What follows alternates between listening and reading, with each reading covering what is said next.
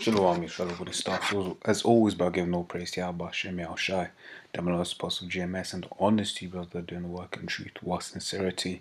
Just wanted to do a quick one on this, basically on this story of, cryogenics. Basically, you had a story where a 14-year-old girl from the UK died of cancer, and then basically it was a big court case between her mum and her dad. Her dad was like, "Look, man, there's no chance this is gonna work." He was all bugged out because the mum had been a bastard, didn't let him see his daughter for a good 9 years. This and the other. But the long story of it is this whole cryogenics thing, right? Which is and basically we'll say what is cryopreservation. This is the process of storing a human body at ultra low temperatures in the hope that it can be preserved until advances in medical science make it possible to revive the person, right? But basically this is Esau being Esau all over again, because what does the scripture say in Ecclesiastes 8 and 8? It says there is no man that hath power over the spirit to retain the spirit, neither hath he power in the day of death. And there is no discharge in that war, neither shall wickedness deliver those that are given to it. Right, so let's go into that. It says there's no power, there's no man that hath power over the spirit to retain the spirit. To go into that, if we read Ecclesiastes 12 and 7, it says, then shall the dust return to the earth as it was, and the spirit shall return unto the Most High who gave it. Right, so when you die, your spirit goes up to the Most High. Therefore, no man has power to retain the spirit. Right, and in the day of death, hey, when it's your time to die, that's when you die. Right, so these guys are basically, that's why the dad is vexed, because this operation costs like $36,000, £37,000 rather. Right, so that's near enough, what, $40,000, right, for a procedure who basically said they can't even say whether there's a 1 in a million chance that this will work, and we know it won't work because the scriptures say it won't work, right? But this is once again is Esau being the damn devil, selling lies. That's one of the things that the father's saying. He's saying, look, man, I don't like the fact you sold a lie. You're selling dreams, right? And these guys are making you pay a lot of money for it as well, right? So it says the wicked are straying from the womb; they go astray as soon as they be born, speaking lies, right? And that's just Esau in his nature. There's no way this is gonna work. The elites know what's going on. The elites know that this place is going to be down soon. So they're basically selling these people a pipe dream, right?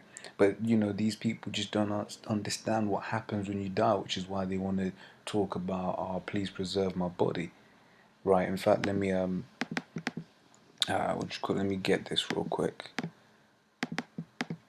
It's Job 14:14 says, if a man die, shall he live again?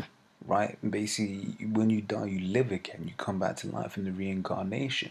But that understanding has been lost in these times. In the ancient world, people had an understanding of this. Right? Whenever when you read John 9, it basically says, "Who sent this man?" Or basically, he said he was born blind. He said, "Who did the sin? Him." Basically, him before he was born. They had an understanding of the reincarnation. Right? Right, this is Psalms 50 and 19 says, thou givest thy mouth to evil, and thy tongue frameth deceit. Right, once again, talking about Esau, because as I said, this here is a deception. It's not going to work. I said they couldn't even guarantee the father that there was even a 1 in a million chance of it working. Right? This is Ezekiel 28 and 2 says, Son of man, say unto the prince of Tyrus, thus saith the Lord power, because thine heart is lifted up, and thou hast said, I am a God. Right? I sit in the seat of God, in the midst of the seas, yet thou art a man, and not God, though thou set thine heart as the heart of the Most High.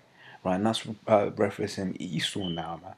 And who else basically who else is this proud? Who else tries to basically do whatever the Most High do, or change the way the Most High set things up? Esau, right? He genuinely thinks he sits in the seat of the Most High, because he thinks he can put the spirit back into these people with this pseudo science, Right, this is why Sogawama, who's Esau, cannot be trusted, man. This shit doesn't work.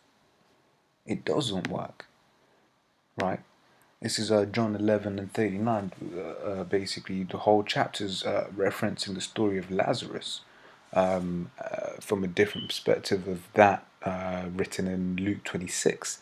Right, this is John 11 and 39. It says, Yahushua said, take away the stone. The whole chapter speaks, and I'm just going straight to the point. It says, Yahushua said, take away the stone. Martha and the sister of him that was dead saith unto him, Lord, by this time he stinketh, for he hath been dead 4 days. And Apostle's going into this recently about how he was genuinely decomposing. Don't forget, Israel's a hot country, it's a hot place. And if you know anyone from a hot area, they know, once you die, the thing is get you buried as quick as possible, because, your body starts breaking down real quick. Right, so she has this understanding, says, by this time he stinketh, for he hath been dead 4 days. It says, Yahushua said unto her, said I not unto thee that if thou wouldest believe, thou shouldest see the glory of the Most High. So then they took away the stone from the place where the dead was laid, and Yahushua lifted up his voice and said, Father, I thank thee, thou hast heard me, and I knew that thou hearest me always, but because of the people which I stand by, I said it, that they may believe that thou hast sent me. And when he had thus spoken, he cried with a loud voice, Lazarus, come forth. And he that was dead came forth, bound hand and foot with grave cloths, and his face was bound about with a napkin. Yahushua said unto him, loose him and let him go. And I bring this up because this is practically what Esau was trying to do. Esau was trying to basically usurp the Most High and basically let people come back to life. But Esau hasn't got that power. Only the Most High has that power. Right, and if you read Acts the 20th chapter from the 9th verse, right, it says, Acts 29 says, and there sat in the window a certain young man named Eutychus, being fallen into a deep sleep. And as Paul was long preaching, he sunk with deep sleep and fell down from the third loft and was taken up dead. Right, so what's that saying? It's basically saying, Paul was breaking stuff down, but this guy, he was high up in the window and, listening and that, but he fell asleep, and he basically dropped down, and they basically said, man, he's dead. Right, and then what did Paul do? It says, when Paul went down and fell on him and embracing him, said, trouble not yourselves, for his life is in him. When he therefore was come up again, and had broken bread and eaten, and talked a long while, even till break of day, so he departed. And they brought the young man alive, and were not a little comforted.